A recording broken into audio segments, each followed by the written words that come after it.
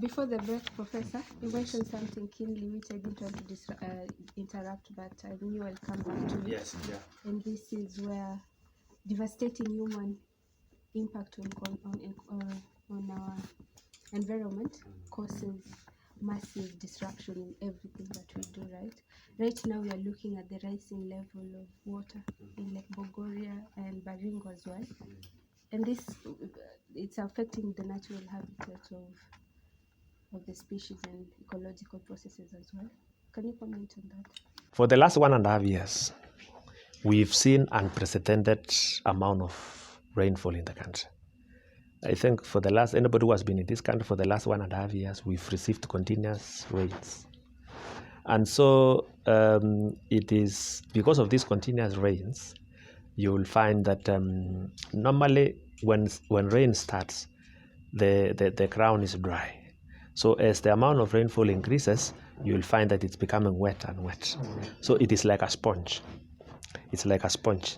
It will take the water beyond which it cannot take no more water. And therefore, it means when it rains, the balance flows away because the underground reservoirs, what aquifers, are full. And therefore, because of this continuous rain, to me, one, I can associate with the continuous rains, and therefore the aquifers are already saturated underground, and any extra amount of rains will mean it will just run on the surface, and this is what happens in the rivers, and they flow towards the lakes. That's one of the reasons. Now, in areas where you find the ground is very bare, it means when it rains, it just runs away. But in areas where conservation, plenty of pasture, plenty of trees, and other areas, it means the amount of water which will be absorbed in such areas will increase. And therefore, there will be very minimal runoff. And it is the reason why we encourage people to conservation by planting trees and also ensuring that the ground is not bare. So one of the reasons is because of the continuous rains. Number two, of course, people are also speculating that some of the lakes, they don't have outlets. And therefore, when you get water continuously, it means at some level you cannot avoid it. Some other technical people are associating that geotechnical studies, other people are taking like for geologists, and I'm not an expert in this, that because of the way the nature of the rocks on the ground are, there's a possibility that some water will come from the ground coming up. You know, all those speculations have been put forward. But really, as interested people and scientists, I think there are people who are looking at the reason as to why, what is happening because of this increased amount of water in these lakes. So there are some studies, some technical people are looking at the reason as to why. Yeah, but this may take time, but of course there are lessons learned. It's very important for us to protect our environment so that it acts as a way of also soaking good amount of water, so that we are able to retain the water instead of flowing. What is important is what is the retention of water in the soil and in the vegetation we have. If the vegetation is poor, if the vegetation is bare, it means no water will be retained, and therefore there will be a continuous flow of water when it rains. Yeah, so this calls upon all of us to practice good vegetative standards and methods of conserving and the environment. Yeah, there's no two way about it. We've got to ensure that we conserve the green spaces we have in the country. We minimize the bare places we have. So that is why even in our homes, we should not have everything concrete. Anywhere which you have concrete means when it rains, the water will go away. But in a green environment means the water will be soaked in and it will reduce that overflow of water direct. Yeah. we all know that it's not always the human which interrupts the wildlife habitat. Sometimes we've seen victims of wildlife. And this brings me to the issue, Professor, of claim and compensation. Yeah. And I think, if I'm not wrong, you correct me if I'm wrong, Professor, the Human Wildlife Conflict Compensation Scheme is still under the Management Act of 2013. Yes. Yeah. Yes. The people were saying either the compensation is low and slow. Can you comment on that? Let me say, in the Wildlife Conservation and Management Act of 2013, the act stipulates that when somebody dies because of injury sustained from wildlife attack, the maximum amount of money we should pay is 5 million. When somebody is injured permanently, then you get maximum of 3 million.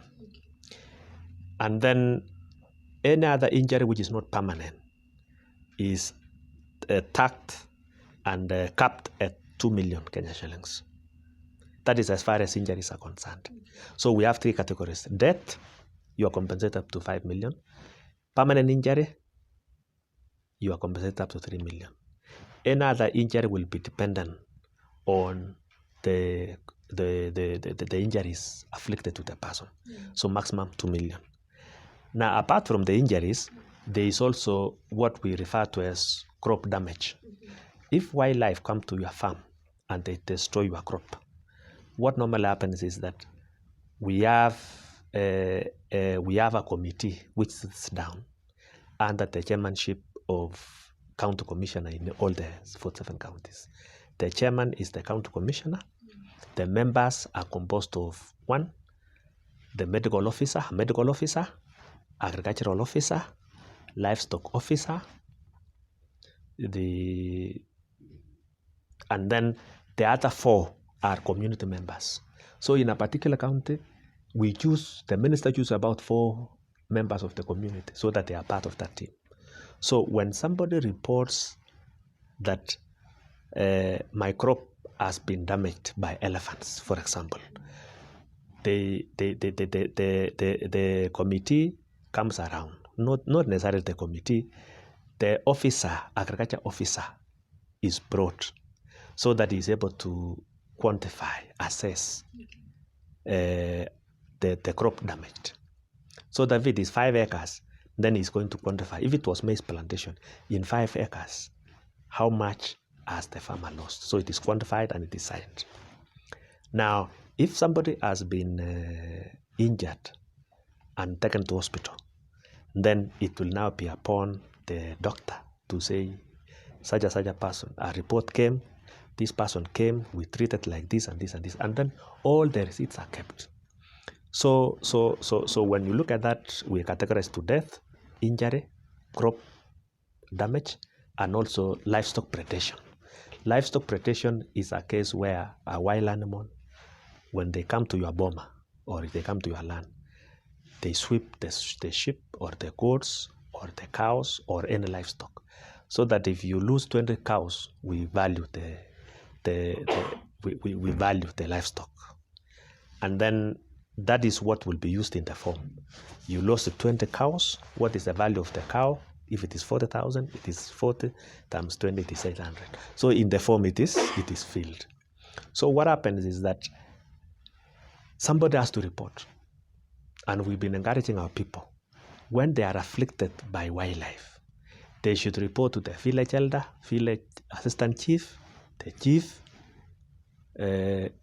assistant county commissioner, the formerly DOs, and then deputy county commissioner, who are the DCs, and then of course the commissioner.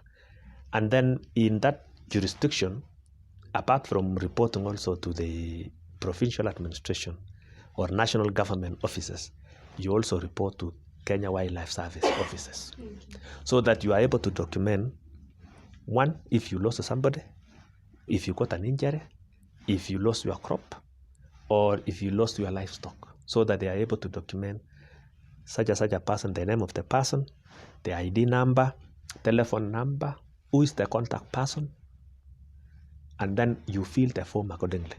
But many times you will find that when that one happens, people just they can report to the press and they forget it. As government, we may not know.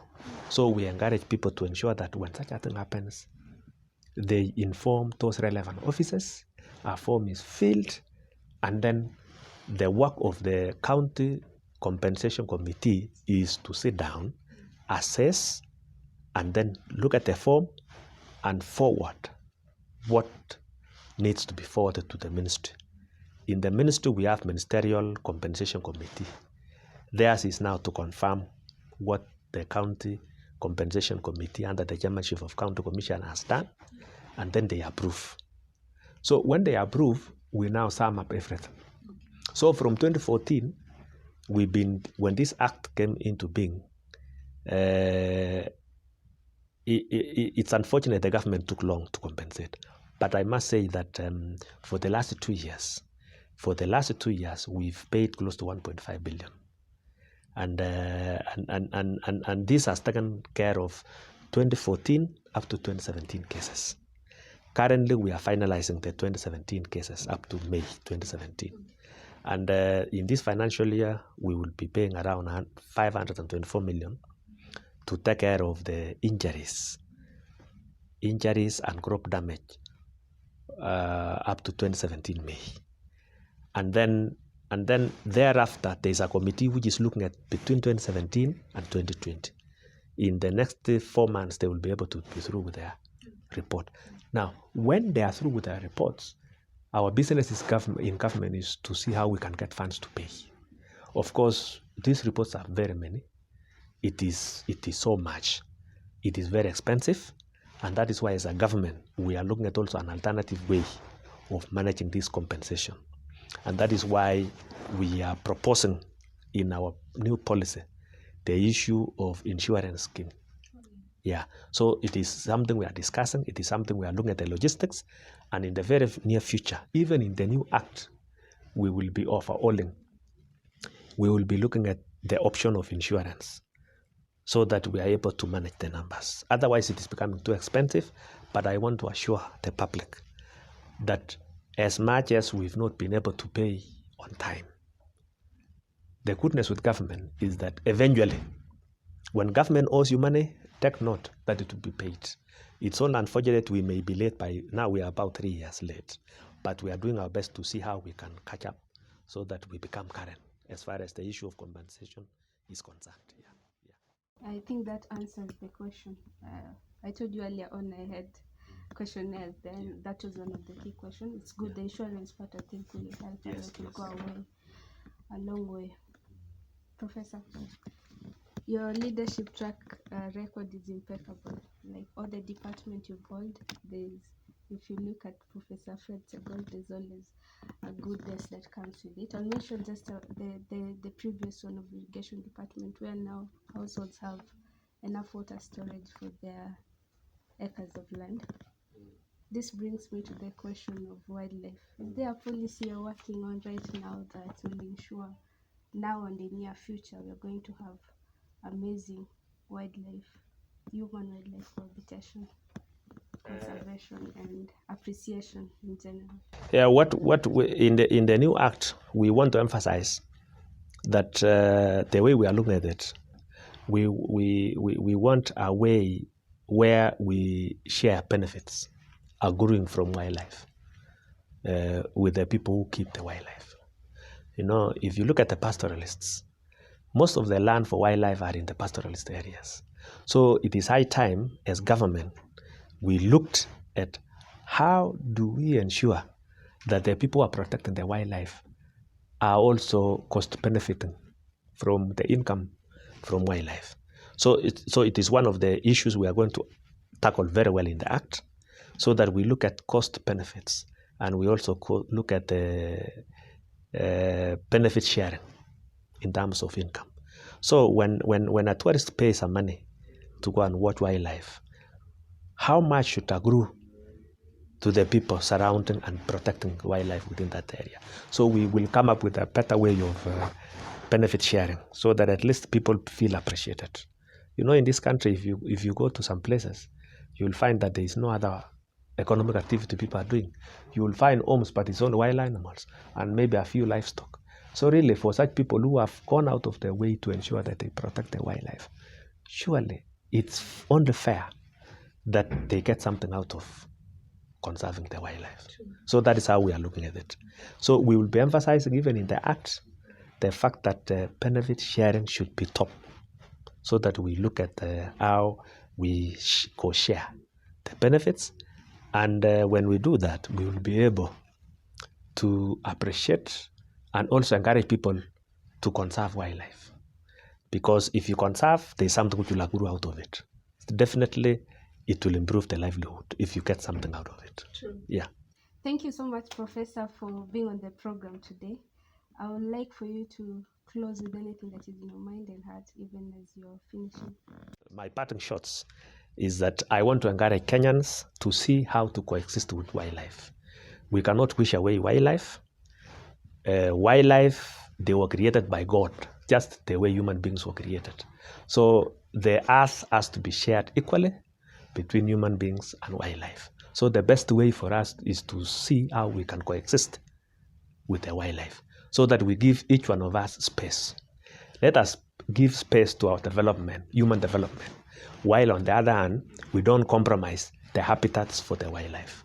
So the way forward for this is to see how we can coexist as human and wildlife. Thank you so much. We appreciate you.